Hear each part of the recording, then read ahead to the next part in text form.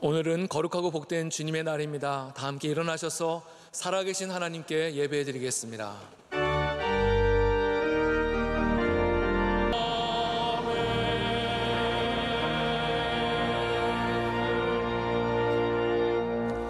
여호와의 율법은 완전하여 영혼을 소성시키시며 여호와의 증거는 확실하여 우둔한 자를 지혜롭게 하시도다.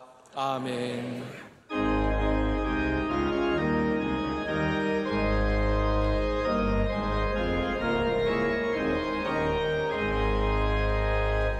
만복에는 원하나니 온 백성 찬송 드리고 저전사여 찬송하세.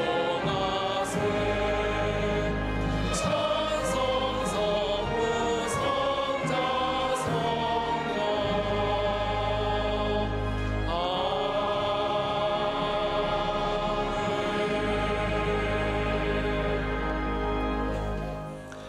전능하사 천지를 만드신 하나님 아버지를 내가 믿사오며 그 외아들 우리 주 예수 그리스도를 믿사오니 이는 성령으로 잉태하사 동정녀 마리아에게 낳으시고 본디오 빌라도에게 고난을 받으사 십자가에 못 박혀 죽으시고 장사한 지 사흘 만에 죽은 자 가운데서 다시 살아나시며 하늘에 오르사 전능하신 하나님 우편에 앉아 계시다가 저리로서 산 자와 죽은 자를 심판하러 오시리라. 성령을 믿사오며 거룩한 공회와 성도가 서로 교통하는 것과 죄를 사하여 주시는 것과 몸이 다시 사는 것과 영원히 사는 것을 믿사옵나이다. 아멘.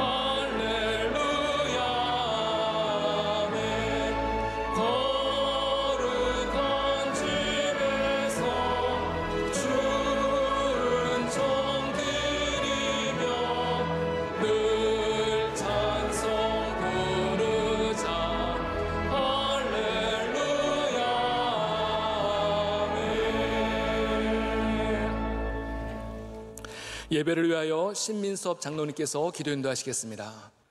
사랑과 은혜가 풍성하신 하나님 아버지, 우리를 택하여 구원하여 주시고 거룩한 주일 은혜의 보좌로 불러주셔서 감사합니다.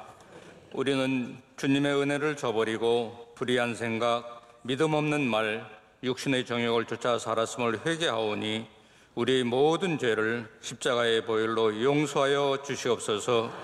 우리나라를 사랑하셔서 선교사님들의 기도와 헌신으로 복음을 주신 주님, 대통령과 유정자들이 주님을 경외하는 마음으로 국민을 잘 섬길 수 있도록 지혜와 관용과 사랑으로 나라를 하나로 잘 이끌어가게 하옵소서. 계속되는 집중호우와 질병으로 인해 고통받는 이웃들을 위로하여 주셔서 회복되게 하시며 일어설 수 있는 은혜를 주시옵소서. 전쟁으로 고통받는 우크라이나 땅에도 하루속히 전쟁이 그치고 평화가 찾아올 수 있도록 역사하여 주시옵소서. 우리 명성교회 지난 43년 동안 한량없는 은혜 주셔서 많은 사명 감당케 하심에 감사드립니다. 명성교회가 새벽을 깨우는 교회, 사랑과 삶으로 선교의 사명을 이어가는 교회로 쓰임받게 하옵소서. 기름 부어 세우신 담임 목사님 선교 일정을 은혜와 평강으로 잘 감당하시고 귀국하게 하심에 감사드립니다. 쉼없이 말씀 사역 감당하실 때 말씀의 샘이 풍성케 하시며 능력과 권세 주셔서 성령 충만하심으로 새 시대를 이끄시는 영적 지도자로 세워 주시옵소서. 7년을 하루같이 오직 주님 사랑, 교회 사랑, 영혼 사랑으로 달려오신 원로 목사님 강건하심과 세임 주셔서 군선교와 비전 선교 사역을 통해 어려운 교회와 이웃과 젊은이들이 회복되게 하시며 많은 열매 맺게 하옵소서. 내일부터 진행될 하계산상송회, 수련회와 성경학교 등 모든 여름 행사들 가운데 함께 하사 오가는 길을 안전으로 지켜주시고 온 성도들이 하나님의 임재하심을 체험하는 은혜의 절기가 되게 축복하여 주시옵소서. 제108회 총회도 기도로 잘 준비하여 은혜가 넘치는 성총회로 인도하여 주시옵소서. 국내의 모든 선교기관들이 주님께 귀한 섬김의 도구로 쓰임받게 하옵시고 어려운 환경 속에서 복음 선포하시는 선교사님들의 건강과 가정과 사역도 지켜주셔서 선교 현장마다 복음의 능력이 나타나게 하옵소서. 이 시간 담임 목사님 말씀을 통하여 우리 영혼이 소성하고 온전히 회복되어 성령 충만케 하셔서 세상을 이기고 사명을 잘 감당하는 삶이 되기를 소망하며 예배 가운데 역사하시는 예수 그리스도의 이름으로 기도하옵나이다. 아멘.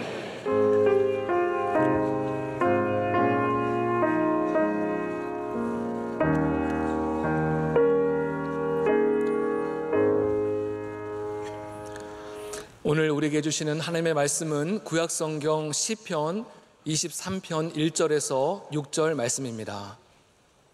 시편 23편 1절에서 6절입니다. 이 말씀을 박병영 지사님과 강은정 지사님께서 봉독해 주시겠습니다. 여호와는 나의 목자시니 내게 부족함이 없으리로다. 그가 나를 푸른 풀밭에 누이시며 쉴만한 물가로 인도하시는도다. 내 영혼을 소생시키시고 자기 이름을 위하여 의의 길로 인도하시는도다. 내가 사망의 음침한 골짜기로 다닐지라도 해를 두려워하지 않을 것은 주께서 나와 함께 하심이라.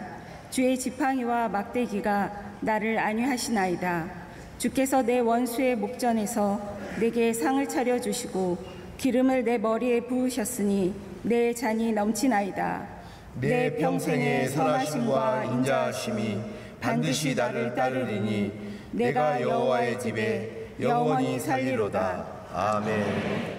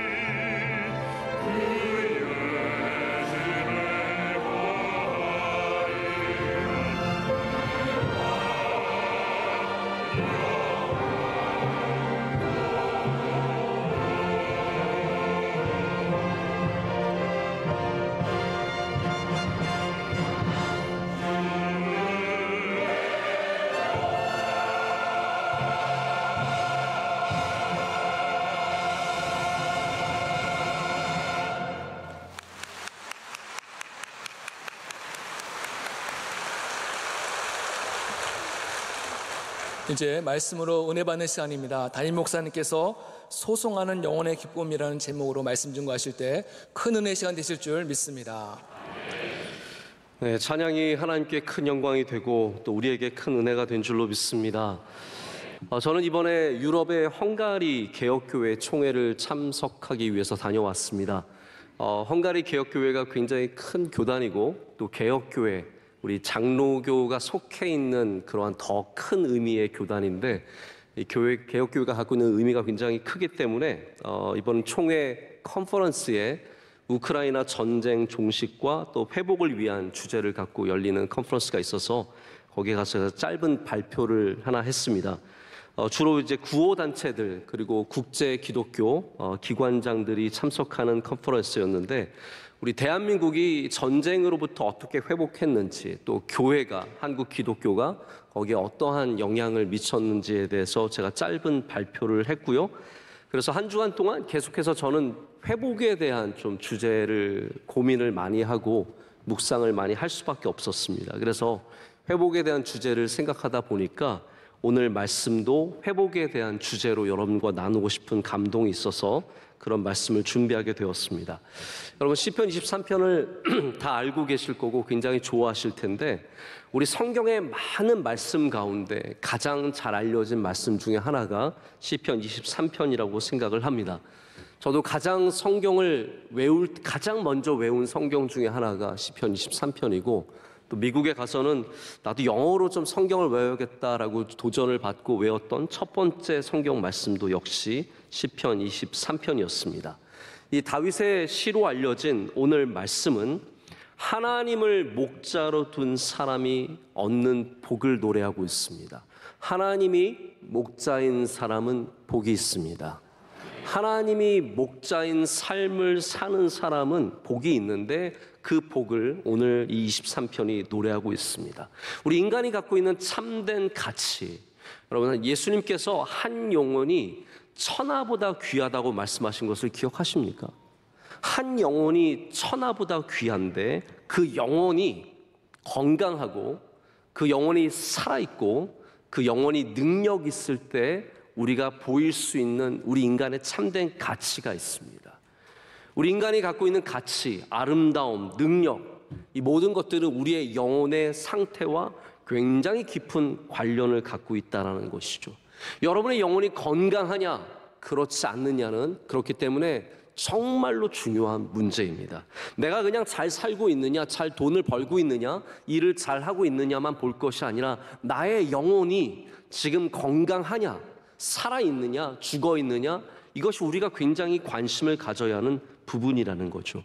영혼이 건강하다는 것을 여러 가지로 표현할 수 있는데, 그 중에 하나가 바로 영혼이 소생한다라는 표현입니다. 오늘 이 소생한다는 말은 회복한다는 뜻입니다. restore입니다. restore, 즉 전의 상태로 돌아간다는 뜻이고요. renew, 새롭게 한다는 그런 의미도 갖고 있습니다. 자, 하나님께서는 하나님의 사랑하시는 자들의 영혼이 복되고 잘 되기를 원하시는 분이시기 때문에, 여러분들이 영혼이 침체되어 있고 넘어져 있고 깊은 수렁에 빠져 있을 때 우리를 거기서 건져내 주시기를 원하십니다. 우리가 절망과 아픔, 상처, 괴로움과 피곤함과 무능력함에 빠져 있을 때 그곳에서 우리를 꺼내 주시기를 원하신다는 것이죠.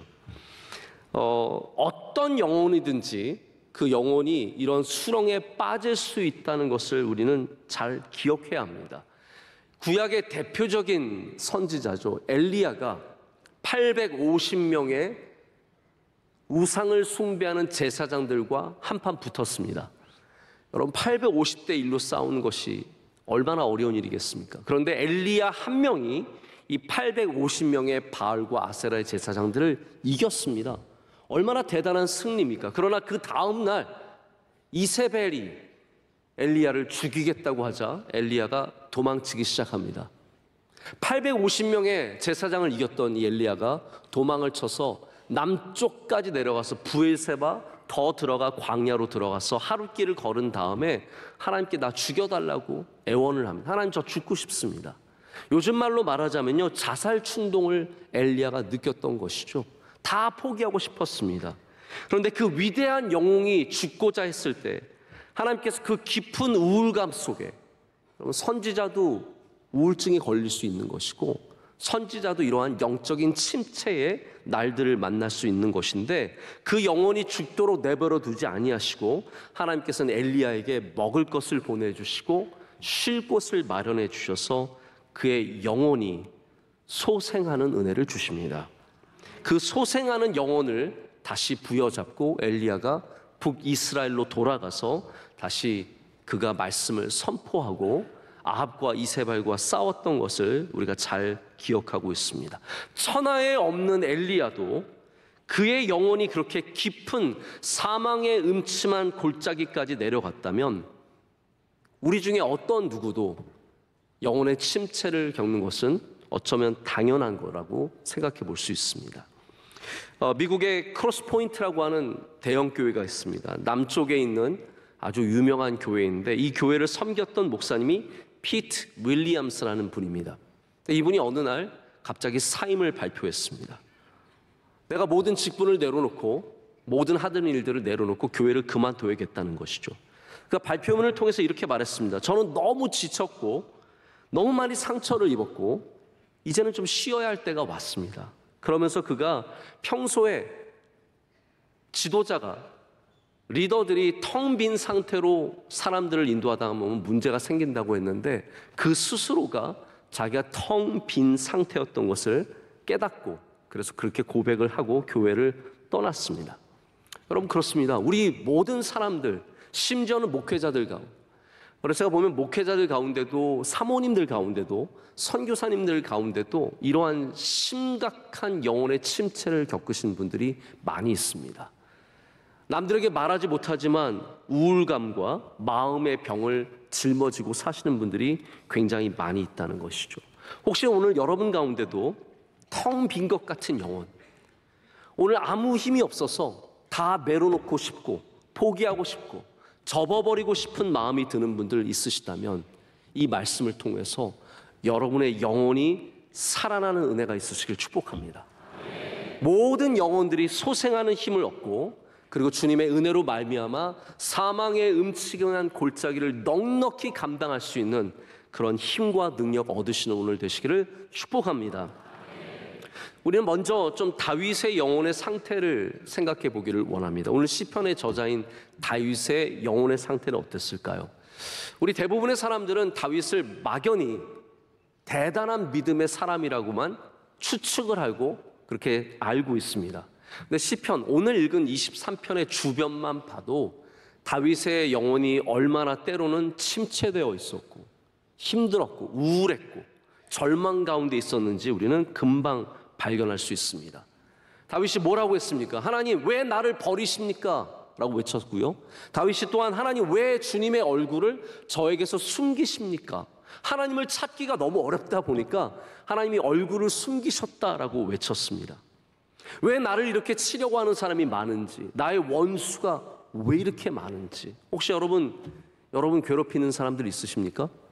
다윗의 시편을 한번 보세요. 하나님, 저를 치려고 하는 자가 저기 수많은 사람들이 일어나서 저를 죽이려고 합니다라고 수없이 말했던 것을 볼 수 있습니다.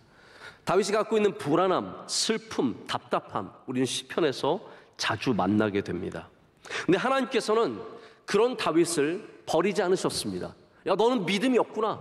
야, 그 정도 믿음 가지고 어떻게 살래? 그러지 않으시고요. 그 침체의 길을 걸어가는 다윗을 다시 하나님께서 푸른 풀밭과 쉴만한 물가로 인도하셔서 그의 영혼이 살아나게 하셨습니다. 소생하도록 도와주셨습니다. 그래서 다윗이 사망의 음침한 골짜기를 걸을 수 있었던 것은 그가 항상 믿음이 좋아서가 아니라 그가 침체되었을 때, 그가 다 포기하고 싶었을 때, 그때마다 하나님께서 그의 영혼을 살려주셨기 때문입니다. 다시 살려주셨기 때문에 그가 그 골짜기를 건널 수 있었고 믿음을 지킬 수 있었고 마침내는 승리할 수 있었다는 것이죠. 오늘 소생한 영혼들이 누리는 은혜, 그 기쁨을 오늘 말씀 속에서 우리는 발견할 수 있는데요. 3절에 보면 하나님께서 자기 이름을 위하여 의의 길로 인도하신다라고 했습니다. 소생한 영혼은 어떠한 은혜를 누립니까? 하나님께서 여러분을 의의 길로 인도하신다라는 거죠. 사망의 음침한 골짜기를 우리가 걸을지라도 하나님께서 우리를 안위하시고 보호하시고 인도하시는 은혜를 누리게 됩니다. 또한 소생한 영혼은 기쁨의 잔치죠. 내 원수의 목전에서 나에게 잔치를 베풀어 주시는 기쁨을 누리게 되고, 그래서 소생한 영혼엔 기쁨이 있습니다. 여러분의 영혼에 오늘 기쁨이 있으시길 축복합니다. 표정에는 별로 기쁨이 없지만 영혼에는 기쁨이 있으시기를 바라고, 그 영혼의 기쁨으로 말미암아 우리는 하나님의 선하심과 인자하심을 누리는 사람들이 되어야 합니다. 그럼 이것이 얼마나 다 귀한 것입니까? 여러분의 영혼이 얼마나 귀하다는 것을 안다면 그 영혼이 소생하는 것을 우리는 사모해야 합니다. 내 영혼이 살아나야겠구나라는 것을 알아야 된다는 것이죠. 근데 이 모든 소생은 성경은 분명한 관점을 갖고 있습니다. 하나님으로부터 시작되는 것입니다. 모든 소생함은, 모든 살아남은, 모든 회복은 하나님께 나아가는 것으로 시작됩니다. 우리가 소생의 능력으로 살아가기 위해서는 반드시 하나님께로 돌아가야 합니다. 그것이 바로 푸른 풀밭과 쉴만한 물가가 의미하는 바입니다. 탕자가 멀리 떠나서 잘못된 삶을 살았습니다. 저는 탕자의 그림을 볼 때마다 굉장히 가슴이 뜨거워지고 마음이 굉장히 하나님 앞에서 가난해지는 것을 경험을 합니다. 제가 이번에도 부다페스트에 가기 위해서 오스트리아 비엔나에 내려서 거기서 이제 기차를 타고 갔습니다. 그래서 비엔나에 먼저 내렸는데 거기서 박물관도 가보고 전시회 같은 곳을 가보니까 정말 다양한 그림들이 있었는데 마침 거기서 네덜란드 작가의 탕자의 그림을 만나게 되었습니다. 보통 우리 렘브란트의 탕자의 그림은 많이 알려져 있는데 제가 처음 보는 탕자의 그림이었어요. 근데 저는 그 그림 앞에서 발걸음을 떼기가 쉽지가 않더라고요.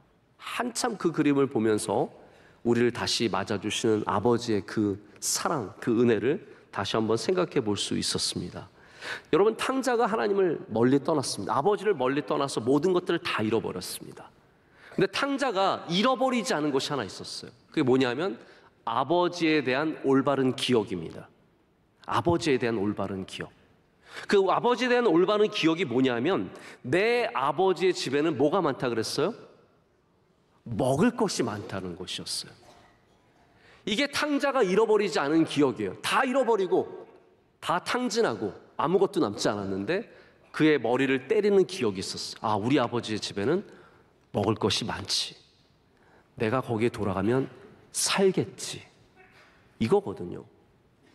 여러분, 우리의 영혼이 길을 잃었을 때, 많은 것을 잃어버렸을 때 우리가 절대로 잊지 말아야 할 기억이 하나 있습니다. 그것은 뭐냐면 하나님의 뜰에는 푸른 풀밭과 쉴만한 물가가 있다는 것이죠.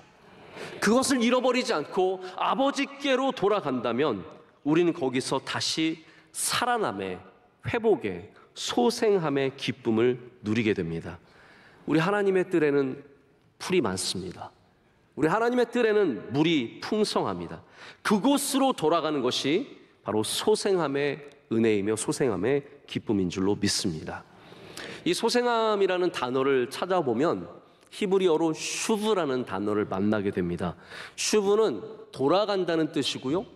또 이 단어가 회개라는 뜻으로 쓰이기도 합니다. 그래서 회개로만 알고 있는 분들이 많이 있는데 사실은 이 단어의 진짜 의미는 회복된다, 돌아간다라는 그러한 뜻입니다. 근데 이것을 우리의 번역으로 찾아보면 우리를 돌이키소서라는 번역으로 되어 있을 때가 많습니다. 여러분, 성경을 보다가 주님, 주의 백성을 돌이키소서, 우리를 돌이키소서, 우리 가정을 돌이키소서, 이 돌이키소서라는 모든 단어들이 대부분이 슈브, 바로 회복하소서, 소생하게 하소서, 우리를 다시 새롭게 하소서라는 그런 뜻인 것을 알 수 있습니다.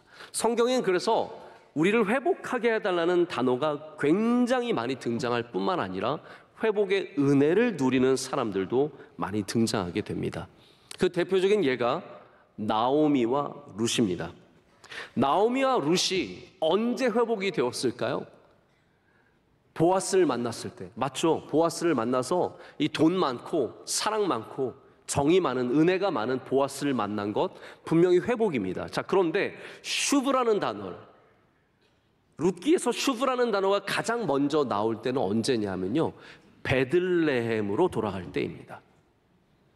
나오미와 룻이 모든 것을 잃어버렸습니다. 남편을 잃어버리고 아들들을 잃어버리고 모든 것이 없어서, 먹을 것 하나 없어서 그들이 드디어 베들레헴으로 돌아가기로 작정했을 때, 하나님의 뜰, 하나님의 집으로 돌아가기로 작정했을 때, 그때가 바로 회복의 시작이었다는 것입니다.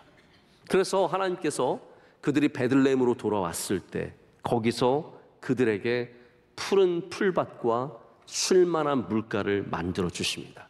그들을 의의 길로 인도해 주셨고 그들에게 상을 베풀어 주셨고 잔을 넘치게 부어 주셨습니다. 할렐루야. 그것이 바로 회복의 이야기입니다. 돌아가는 이야기입니다. 탕자가 그의 아버지에게로 돌아가는 것처럼, 나오미와 룻이 베들레헴으로 돌아가는 것처럼, 그것이 바로 회복의 시작인 것처럼 우리가 하나님 아버지께로 돌아가야 합니다.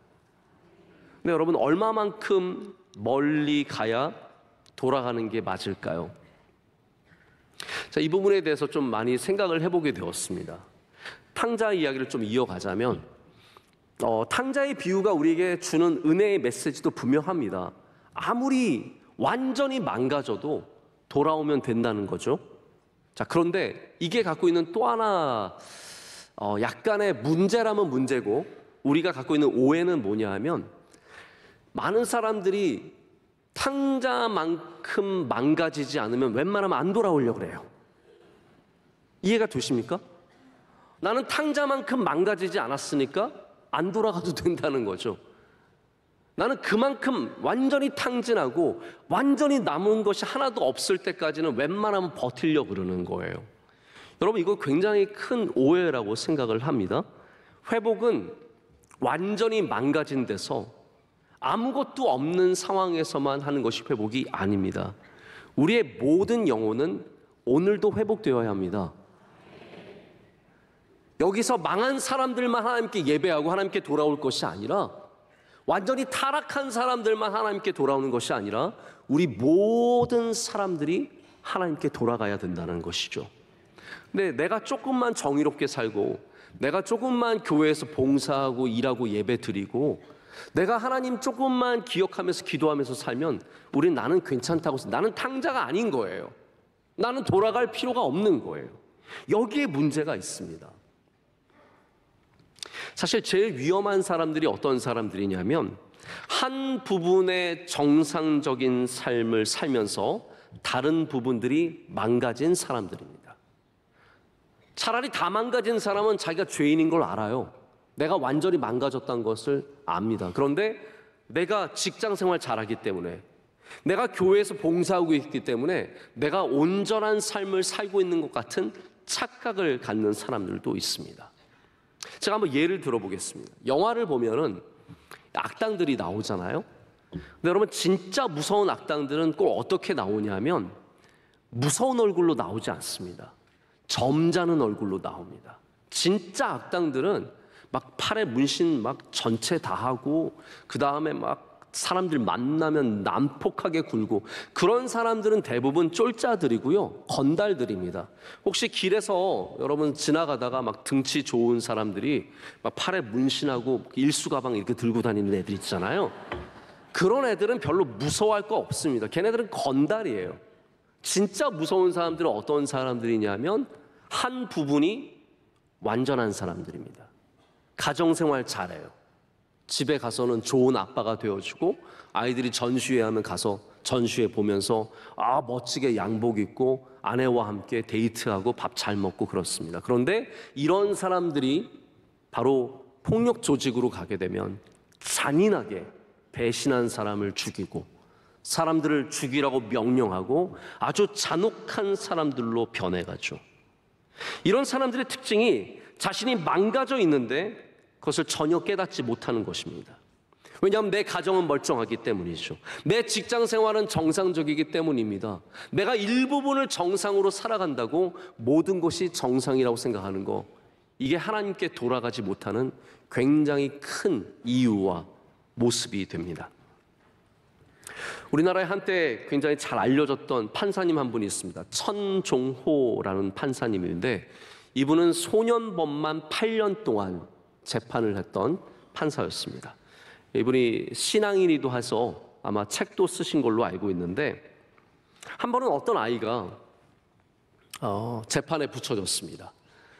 재판에 붙여졌는데 이 아이가 얼마나 학교에서 아이들을 괴롭혔는지, 여러분 학교에서 아이들 괴롭히는 아이들 진짜 문제가 심각합니다. 혹시 여러분의 자녀들이 괴롭힘을 당해서 괴로운 분들도 계시겠지만 혹시 괴롭히는 아이가 되지 않을지 항상 조심하셔야 되고 아이들을 위해서 기도를 많이 해주셔야 합니다. 근데 이 아이가 맨날 돈 뜯고 아이들 돈 안 가져오면 다 죽여버린다고 위협하고 뭐 이런 식으로 아이들을 많이 괴롭혔던 거예요. 그래서 재판에 붙여졌는데 뒤에서 부모님들이 이 아이가 안타까운지 막 판사님한테 애원을 합니다. 판사님 제발 용서해 주세요. 우리 아이 그런 아이가 아닙니다. 우리 아이가 전교 1등입니다. 우리 아이가 똑똑합니다. 우리 아이 착한 아이입니다 하면서 막 애원을 하는데 이 천종호 판사님이 별명이 있어요. 호통 판사예요. 호통 판사라서 호통을 칩니다. 나 용서 못한다고. 이런 아이를 어떻게 용서하냐고. 부모님 아이들 학교에서 어떻게 생활하는지 보신 적 있냐고. 그러면서 죄목을 다 얘기하면서 결국은 아주 경각심을 일으키기 위해서 아주 어려운 벌을 줍니다. 여러분 여기에 우리의 함정이 있습니다. 어떤 함정이냐면요, 우리는 똑똑하면 괜찮은 아이인 줄 압니다. 공부를 잘하면 훌륭한 사람인 줄 압니다. 좋은 직장 다니면 괜찮은 사람인 줄 압니다. 높은 직분까지 올라가게 되면 훌륭한 사람인 줄 알게 되죠. 그런데 그 훌륭한 사람이 보이지 않는 곳에서는 악한 일을 행하고 있고, 그 훌륭하고 똑똑한 사람이 남들 안 보이는 곳에서는 중독의 삶을 살아가고 있다는 것이 이 세상과 우리의 현실입니다. 낮에는 멀쩡하지만 저녁에는 남들이 모르는 어두운 삶을 살아가고, 남들 앞에서는 착하고 아름답지만 보이지 않는 곳에서는 악하고 더러운 모습을 갖고 있는 것. 여러분, 여러분의 영혼은 어떻습니까? 나는 교회 집사이기 때문에, 나는 목사이기 때문에, 나는 좋은 엄마이기 때문에, 나는 직장 생활 잘하기 때문에, 나는 똑똑하기 때문에 괜찮으십니까? 아닙니다. 우리의 모든 영혼은 소생함이 필요합니다. 여기 몇 명에게 소생함이 필요한 것이 아니라 이 중에 죄인, 탕자, 저 사람은 탕자, 누가 봐도 뻔한 탕자에게만 소생함이 필요한 것이 아니라 우리 모두가 이 시간 하나님을 만나야 되고 하나님의 풀밭에 누워야 하며 주님의 주시는 생수를 마셔야 합니다. 그래야 그 소생함으로 말미암아 이 땅에서 우리의 영혼이 망하지 않는 삶을 살게 됩니다. 여러분, 소생함을 얻는 사람들의 특징이 무엇인지 아십니까? 갈급함입니다. 갈급함. 고라자손의 시편을 아실 거예요. 사슴이 시냇물을 찾기에 갈급함 같이 내 영혼이 주를 찾기에 갈급하나이다. 여러분, 이런 갈급함을 느끼는 사람이 많은 줄 아십니까? 아닙니다. 우리 대부분 내가 교회 다니고 기도 좀 하고 말씀 좀 읽고 그리고 목마름이 없습니다. 끝입니다. 우리 찬양대에게는 갈급함이 있으십니까? 우리 목회자들에게는 갈급함이 있을까요? 많은 사람들이 교회는 나오고 있지만 정작 갈급함을 갖기는 굉장히 힘듭니다.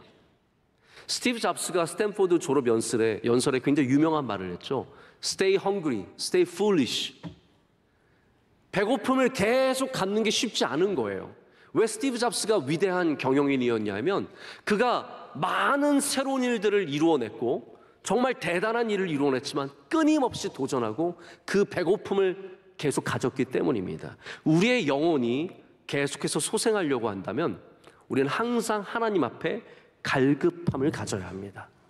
Stay thirsty. 하나님 앞에 계속해서 목마를 수 있는 사람들이 되어야 합니다. 만족하고 다 이루었고 나는 이 정도 했으면 됐고 그러면 목마름의 그 갈급함이 우리 영혼에서 사라져버리죠. 감각이 뒤처지면 안 되는데요. 우리 영혼에서 영원토록 사라져서는 안 되는 감각이 목마름의 감각입니다. 목마름의 감각. 영적인 목마름 누가 갖고 있습니까? 잘 믿는 사람들이 맨날 영적으로 목마른 거예요. 오히려 잘 믿지 못하는 사람들은, 믿음 생활 잘 못하는 사람들은요, 한 번만 오면 다 되는 줄 압니다. 갈급함이 해결이 되는 겁니다. 오늘 여러분에게 하나님을 찾는 갈급함이 더욱더 새롭게 소생하게 되시기를 축복합니다. 내일도 그 갈급함이 있으시기를 바라고, 주님 만나는 그날까지 갈급함으로 살아가는 여러분 되시기를 축복합니다. 이 소생한 영혼은 마치 가뭄에 물을 머금은 나무와 같아서 바깥의 환경을 견디는 힘을 갖습니다. 우리나라가 참 복받은 땅 아닙니까? 어디를 가든지 나무가 풍성합니다. 뭐 남쪽에 가면 나무가 있고 북쪽에 가면 없는 게 아니라 우리나라는 서쪽, 동쪽, 남쪽, 북쪽 어디를 가도 모든 산의 나무가 다 푸르르게 자리를 잡고 있습니다. 그런데 세계의 다른 곳을 가면 진짜 나무 찾기가 힘든 곳들이 있습니다. 어떤 땅에는 전혀 나무가 없는데 여기에만 집중적으로 나무가 있는 곳도 있습니다. 한 번은 제가 너무나 생생한 기억이어서 8년 전인가 10년 전에 갔었는데도 아직도 머리에 이 광경이 아주 자세하게 남아 있습니다. 케냐의 북쪽에 있는 난민촌을 제가 공식적으로 방문한 적이 있거든요. 이 북쪽이 얼마나 메마른 땅이냐면 이렇게 땅에 발을 딛잖아요. 그러면 먼지가 푹 하고 올라옵니다. 아직도 그 광경이 생각나는데 좀 까만 땅이에요. 검은 흙인데 땅을 밟으면 먼지가 푹, 걸을 때마다 먼지가 계속 일어나는 정말로 메마른 땅이었어요. 그렇게 메마르니까 아마 난민들에게 땅을 줄 수 있을 정도로 그렇게 별로 안 좋은 땅이었던 것 같습니다. 근데 제가 이렇게 다니다가 어느 지역을 봤는데 나무가 이렇게 쭉 심겨져 있는 거예요. 너무 신기해가지고 왜 아무도 전혀 나무는 한 그루도 찾아볼 수 없는데 왜 저기만 나무가 있을까라고 유심히 봤더니 거기가 어떠한 곳이었냐면 마른 시내가 흘러가는 곳이었어요. 물이 없어요. 시내인데 물이 없어요. 그런데도 그 주변에 나무가 빼곡히 쭉 이어져 있는 거예요. 제가 가만히 보니까 겉으로는 물이 없지만 그 밑으로는 물이 흐르고 있는 거예요. 계속 물이 있는 거예요. 그러니까 바깥의 환경이 완전히 메마르고 아무것도 없지만 그 나무들이 깊이 뿌리를 내리고 거기서 물을 얻어서 풍성한 잎을 내는 것을 보게 되었습니다. 여러분, 우리 겉에 보이는 환경이 전부인 것 같아도 정말로 중요한 것은 우리의 영혼이 어디에 뿌리를 내리고 있느냐가 정말로 중요합니다. 소생하는 영혼은 그래서 내 주변의 환경이 어떠하든지 내 영혼이 하나님의 풀에, 하나님이 주시는 그 물에 양식으로 말미암아 살아난다는 것이거든요. 자, 보십시오. 오늘 말씀이 바깥의 환경이 바뀝니까? 아니에요. 사망의 음침한 골짜기는 안 바뀌어요. 내 발 아래에 있는 그 골짜기는 여전히 존재합니다. 내 영혼이 소생하면은 원수들이 다 사라집니까? 아니에요. 보니까 그 원수가 그대로 있는데 하나님이 그 원수의 앞에서 상을 베풀어 주신다는 거예요. 이게 소생하는 영혼이 누리는 은혜입니다. 우리가 성경을 읽어도 자세히 안 보면 정확한 뜻을 알기가 어려운 게 있는데요. 상도 마찬가지입니다. 하나님이 내 원수의 목전에 상을 베풀어 주신다는 것이 나에게 상장을 주고 상패를 주신다는 말씀이 아니에요. 밥상을 차려주신다는 말이에요. 하나님께서 내 원수의 목전에서 내게 상을, 잔치를 베풀어 주셔서 나에게 기쁨이 있게 해주신다는 말씀이거든요. 영혼이 소생하는 삶에게는 바로 이러한 은혜가 있습니다. 골짜기를 걸을 수 있는 믿음, 원수와 맞서서 살 수 있고 그 가운데 심지어는 기쁨을 누릴 수 있는 은혜, 내 잔이 넘쳐나는 복, 이것이 바로 소생하는 영혼이 누리는, 그 안으로부터 소생하는 영혼이 누리는 은혜인 줄로 믿습니다. 저는 이 마지막 말씀이 특별히 저의 마음을 굉장히 사로잡는 것을 느꼈는데요. 6절 말씀 우리 한번 다 같이 읽어보겠습니다. 내 평생의 선하심과 인자하심이 반드시 나를 따르리니 내가 여호와의 집에 영원히 살리로다. 아멘. 여기 이 말씀, 이 6절 말씀 우리에게 약속하는 게 있습니다. 우리가 하나님의 선하심과 인자하심을 쫓아가는 게 아니래요. 반대라고 합니다. 하나님의 선하심과 인자하심이 나를 쫓는다, 쫓아온다라고 말하고 있습니다. 하나님의 선하심, 하나님의 goodness, 하나님의 자비하심, mercy, 하나님의 인자하심이 나를 쫓아온다는 거예요. 여러분, 이것처럼 귀한 약속이 어디 있습니까? 우리는 항상 무엇인가 좋은 것을 쫓아가잖아요.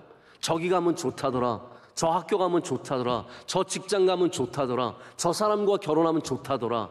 우리는 그런 인생을 살아왔잖아요. 그런데 소생한 영혼들, 하나님이 소생시켜 주시는 영혼들은 어떤 은혜가 있냐면요, 여러분에게 선함이 쫓아오고 하나님의 인자하심이 여러분의 삶을 쫓아간다는 겁니다.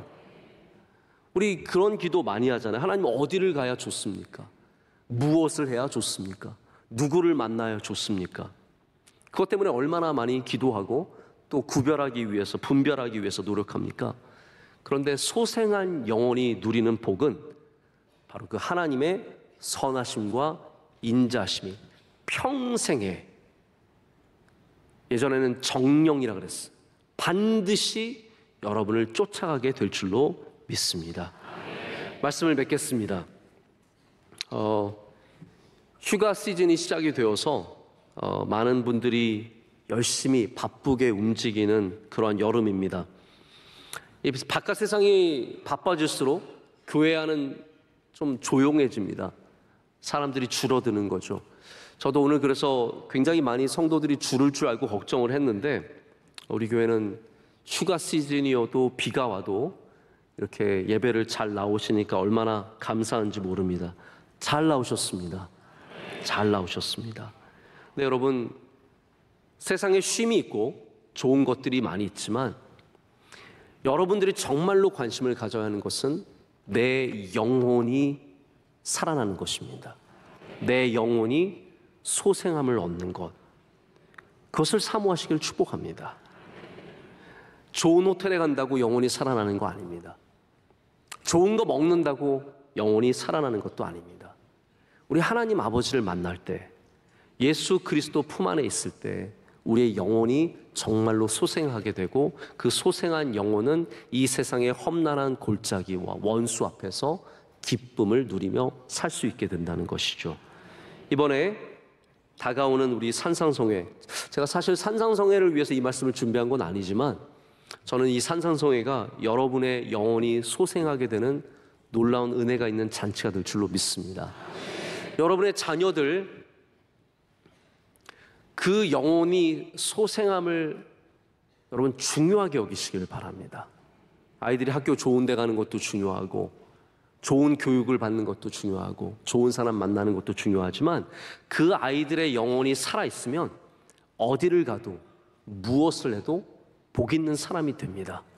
그렇기 때문에 우리 교회에서 하는 여러분 성경학교와 수련회 가볍게 여기지 마시고 여러분의 자녀의 영혼이 살아나기를 바라는 마음으로 보내주시고 기도해 주시기를 부탁드립니다. 우리 여름이 영혼이 다 살아나는 시즌이 되어서 여러분 영혼이 다 주님이 주시는 기쁨으로 가득하고 은혜가 충만한 삶이 될 줄로 믿습니다. 함께 기도하겠습니다. 하나님 아버지, 감사합니다. 오늘 주님 주신 말씀 우리 영혼에 새기게 하여 주시옵소서. 이 세상을 살아가면서 많은 좋은 것들이 있지만 우리는 항상 영혼의 소생함을 가장 귀하게 여기는 주의 백성들이 되게 하여 주시오며, 그로 말미암아 이 세상에 사망의 음침한 골짜기를 지날지라도 하나님께서 인도하시는 복된 삶이 되게 하여 주시옵고, 원수 앞에서 주님이 베풀어 주신 상을 누리며 우리의 잔이 넘쳐나며 또한 평생에 주님께서 선하심과 인자하심으로 우리를 따라오게 하시는 복을 누리게 될 줄로 믿습니다. 우리의 영원한 목자 되신 예수 그리스도의 이름으로 기도드립니다. 아멘.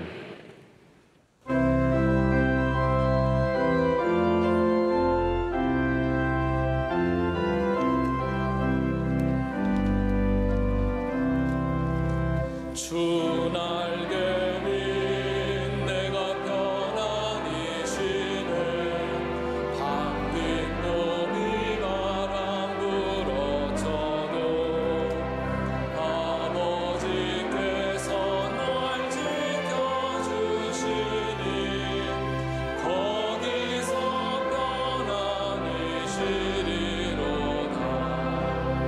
주 날개는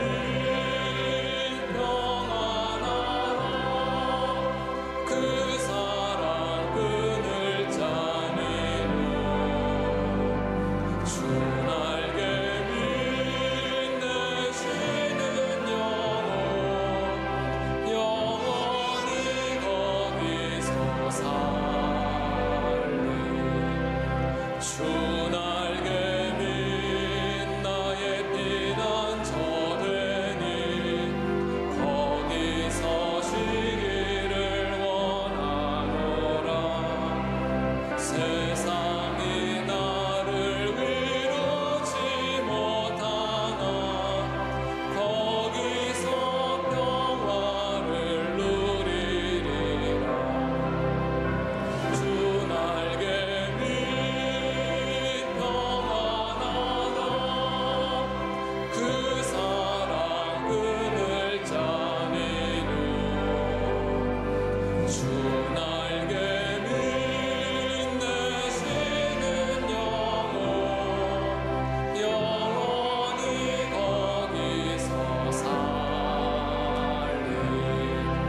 주 날개 빛 참된 기쁨이 있네.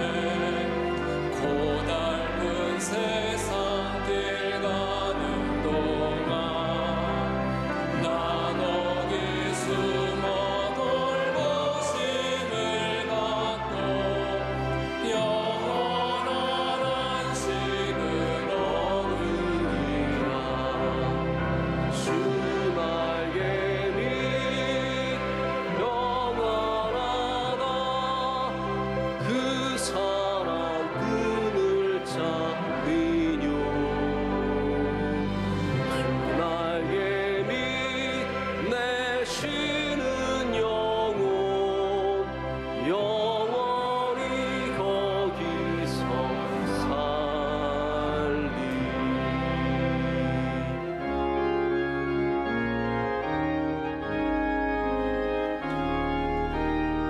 주님 우리 통해 계획하시니 부족한 입술로 찬양하게 하시니.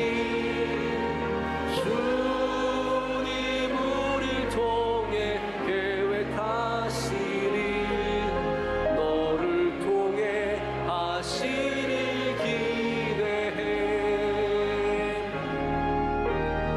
주님 우리 통해 계획하시니 부족한 입술로 찬양하게 하시니. 주님 우리 통해 계획하시니 우릴 통해 하시니 기대해.